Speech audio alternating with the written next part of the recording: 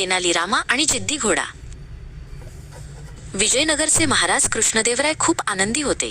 त्यांनी दूरच्या पर्शिया देशातून अतिशय उंच, देखणे आणि शक्तिशाली घोडे मागवले होते.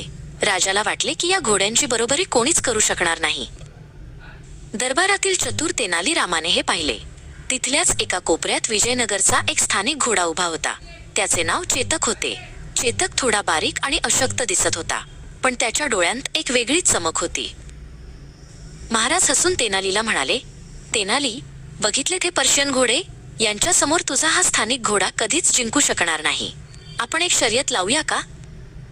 तेनालीरामा आत्मविश्वासाने म्हणाला, महाराज, घोडा मोठा असो वा छोटा, जर त्याच्याकडे जिंकण्याची तीव्र इच्छा आणि योग्य प्रेरणा असेल तर तो काहीही करू शकतो. मी शर्यतीसाठी तयार आहे. शर्यतीचा दिवस उजाडला. संपूर्ण विजयनगरमध्ये या शर्यतीची चर्चा होती. मैदानात लोकांची मोठी गर्दी जमली होती. लहान मुले ओरडून आपापल्या आवडत्या घोड्याला प्रोत्साहन देत होती. शर्यत सुरू झाली. दुम असा आवाज झाला आणि सर्व घोडे धावू लागले. पर्शियन घोडे वाऱ्याच्या वेगाने पुढे निघाले. बिचारा चेतक सुरुवातीला खूपच मागे पडला होता.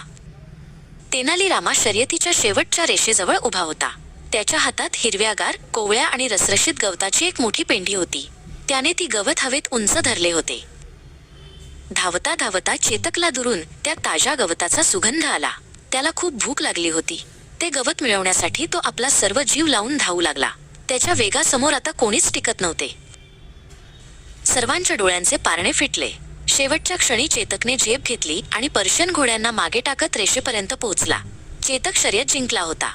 राजा चकित होऊन पाहतच राहिला. राजाने विचारले, तेनाली, हे कसे शक्य झाले? तेनाली हसून म्हणाला, महाराज, बुद्धिमत्ता आणि योग्य प्रेरणा मिळाली की अशक्तही शक्तिशाली बनतो.